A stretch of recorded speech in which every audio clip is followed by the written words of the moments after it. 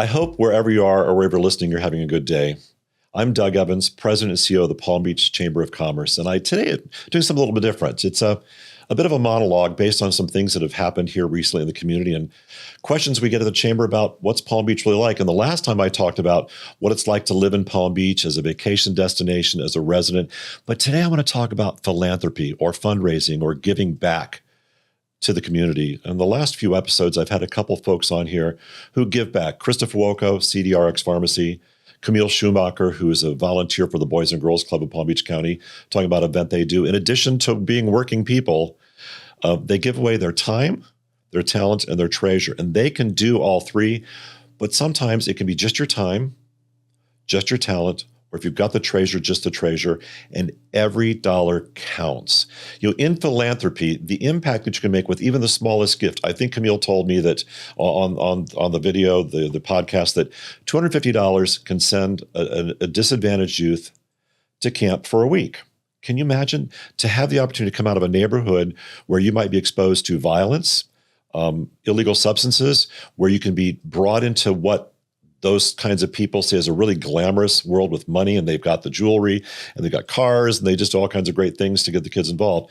That $250 could change the life of a child for eternity. She also talked about this one person that has gotten a full ride scholarship at Florida Atlantic University, FAU as we call it, which is amazing, but all because of the way this young person got involved with the Palm Beach County Boys and Girls Club to change their life.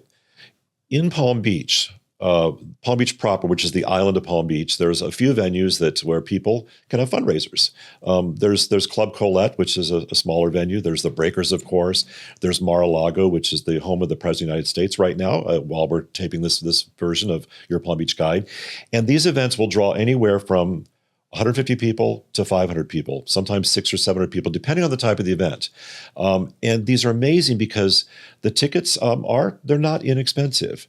For example, in the last few weeks, I went to the Ray of Hope Foundation, where, in full disclosure, the Palm Beach Ray of Hope Foundation, I'm on the board of directors, we're raising money to give scholarships to women who are in nursing school who couldn't do anything beyond becoming a certified assistant, and not an LPN or RPN, but all they're going to do is just go in at the lowest level job to work for a nursing home or a hospital. And the Palm Beach Ray of Hope Foundation raised a lot of money to make sure these men and women have scholarships to become an LPN or an RN, which we desperately need, not only here in Palm Beach County in the hospitals, but we need these kinds of folks nationwide. That's life-changing. And if it wasn't for the vision of Janet Levy, who started the Palm Beach Ray of Hope Foundation, that gala in the last few weeks would not have happened. Now, at these galas, for those of you who are listening who've never been to one at Mar-a-Lago or the Breakers, I hope you do sometime. I hope you decide to check on the internet to find out what kind of galas are coming up. And you say, you know something, I've got the resource to fly into Palm Beach, West Palm Beach, Palm Beach International Airport, or Fort Lauderdale Airport. They're both close by, and buy a ticket to go to one of these. Now, I do know people who have bought tickets to go to the opera, the Palm Beach Opera Gala, because they like the person that was being honored, a singer, which is terrific. At the Ray of Hope Foundation, the auctions alone, the silent auction and live auction, raised $300,000 just for the auction. And that was from people who were in the room who had already bought a ticket to the gala, and they stepped up to the plate and gave the organization even more money. So think about it. You've got 500 people. It was sold out. You have the actor John Stamos. Remember him from Full House? He was our MC for the evening. He's lovely. He's delightful. He flew in here to be a part of the gala, to bring attention to the gala. He did some internet things to get people to buy tickets.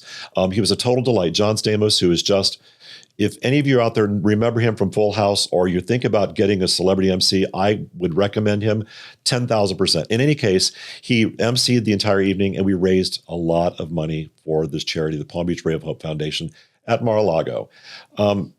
Anybody can do this anywhere. Now, Palm Beach is not the only place where charity galas take place, but I went to a gala last year in Palm Beach.